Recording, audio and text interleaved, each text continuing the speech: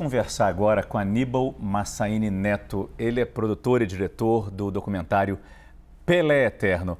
Aníbal, boa noite. Muito obrigado pela sua participação nessa cobertura especial da CNN Brasil, nesse Adeus a Pelé. E talvez você, melhor do que ninguém, que deve, para fazer um documentário sobre Pelé, deve ter assistido alguns quilômetros de fitas, alguns quilômetros de filmes.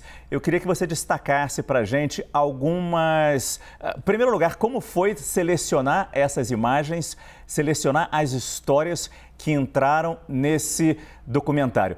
Daria para fazer uns 10 documentários, eu imagino, mas como é que foi feita a seleção disso? Mais uma vez, boa noite e muito obrigado pela sua participação com a gente. Boa noite, muito obrigado também por essa oportunidade, dessa minha manifestação num momento tão triste.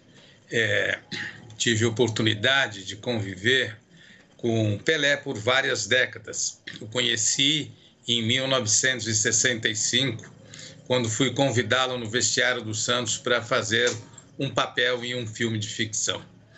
E dali estendemos uma amizade que perdurou por essas décadas todas, uma amizade realmente fraternal. Frequentávamos eu a casa dele, ele a minha, por várias vezes antes de se casar, dormia em casa, ficava alguns dias.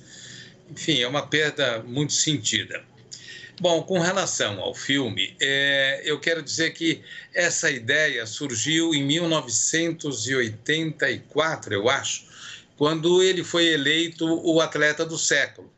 E nós tínhamos essa disposição de fazer um painel completo da sua vida futebolística e também abordando um pouco da sua trajetória de vida, o ser humano. Mas, à época, encontramos algumas dificuldades para não repetirmos as mesmas imagens que vinham sendo usadas.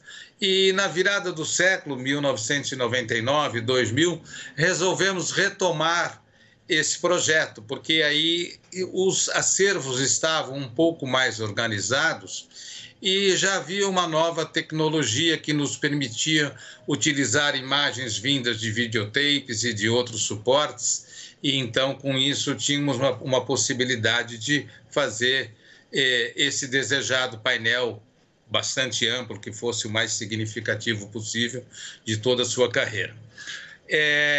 Não foi fácil, como o filme estreou em 2004, foram 5 anos de selecionarmos materiais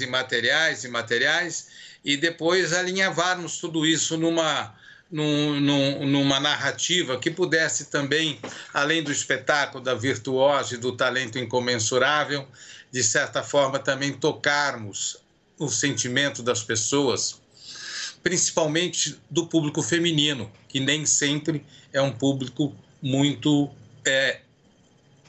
ligado ao futebol, e às vezes até com uma certa divergência de falta de atenção, desvio de atenção, mas felizmente eu acho que nós conseguimos isso sim, porque principalmente no home video eu tive manifestações assim de familiares que me ligavam, escreviam com relação à reação de todas as faixas etárias, homens e mulheres, e aí conseguimos fazer esse trabalho que realmente teve um grande reconhecimento. Mas a sua pergunta é mais objetiva. Ela não houve a possibilidade de nós fazermos o desenho disso previamente. Nós fomos trabalhando exatamente em relação às imagens que nós conseguimos trazer de vários arquivos que nós andamos pesquisando pelo mundo todo e assim adaptando. Houve momentos em que o filme estava com 3 horas e meia, 4 horas, e trazê-lo para as 2 horas finais, sim, foi um trabalho de orivesaria, uma coisa assim, muito meticulosa. Para nós que trabalhamos em TV, Aníbal, boa noite para você. Obrigada pela sua presença aqui conosco. A gente bem sabe a dificuldade que é produzir um material, às vezes o que fica de fora diz tanto, né? E dói tanto quando a gente tem que fazer essa edição, esse corte. E talvez esse documentário, Pelé Eterno, seja um dos mais completos que retratam, né, toda a trajetória desse grande astro, dessa grande personalidade que Pelé foi e será eternamente para o mundo. E eu queria te ouvir um pouquinho, justamente justamente sobre essa relação que ele tinha entre a pessoa física do Edson e a pessoa jurídica do Pelé, como ele recebeu essa homenagem ainda em vida, né? É tão difícil que alguém consiga ainda em vida receber tantas homenagens, tanto reconhecimento pelo tamanho que ele teve. Pelé teve, felizmente, essa sorte de receber e agora continuar recebendo todas essas homenagens. Como foi a reação dele ao documentário? Como foi o acesso ao Pelé? Eu não sei se tem muito tempo assim para poder contar com mais detalhes essas coisas todas, mas eu vou tentar ser breve. Ele acompanhou a realização do filme o tempo inteiro, porque nós nos reunimos, nos encontramos para jantar, ou finais de semana, 2, 3 vezes, e ele então, nós compartilhávamos essas etapas todas, até que chegou um dia. E, às vezes, assim, com a presença do Zoca, do Pepito, de pessoas que eram muito próximas dele. E, evidentemente, que numa fase dessa, todos opinam. E aí eu combinei com ele uma vez de nós marcarmos um encontro num sábado, por volta de 11, meio-dia, e que eu iria apresentar para ele o corte final do filme, mas que essa exibição ficaria restrita a nós dois, somente porque eu queria sentir a reação dele da forma mais espontânea, aberta, e eu sei que quando terminou a projeção, ele pediu licença para ir ao toalete e não voltava. E eu fui ficando apreensivo. Meu Deus, o que é que está acontecendo? Não falou nada e foi ao toalete. E aí ele volta com os olhos assim, inchados, marejados, e satisfeito, e dizendo, você fez o trabalho que eu desejava. Eu posso dizer que eu estou eternizado para todas as futuras gerações. Eu me sinto muito feliz. E essas reações também se multiplicaram por ocasiões das pré-estreias aqui no Palácio dos Bandeirantes, no Rio de Janeiro, no Teatro Municipal, presença de governadores, autoridades, essa coisa toda.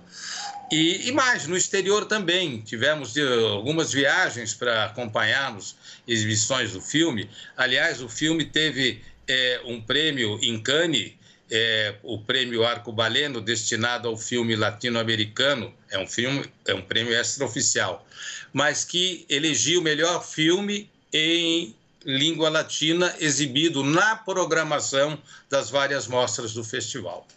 Então, ele ficou, com certeza, muito gratificado pelo resultado que o filme alcançou, pela forma como as pessoas reagiam. Eu recebia telefonemas de pessoas que me contavam que estavam em sessões de cinema, onde o filme, ao final, era delirantemente aplaudido, em alguns lugares até cantavam o hino nacional. Enfim, eu acho que foi um trabalho marcante na vida dele, que ele foi sempre muito merecedor e está aí para todas as gerações que se seguiram. Quando você fala, Aníbal, que recebeu imagens do mundo inteiro, claro, o Pelé era um ídolo internacional. Imagino que ele já tenha recebido homenagens no mundo inteiro. Mas que homenagens você lembra de ter visto o filme e falado, não acredito, esse brasileiro que jogava futebol do outro lado do mundo, neste canto do mundo, recebendo essa homenagem? Você tem alguma dessas que você consiga lembrar e destacar? As homenagens em si estão no filme, não é?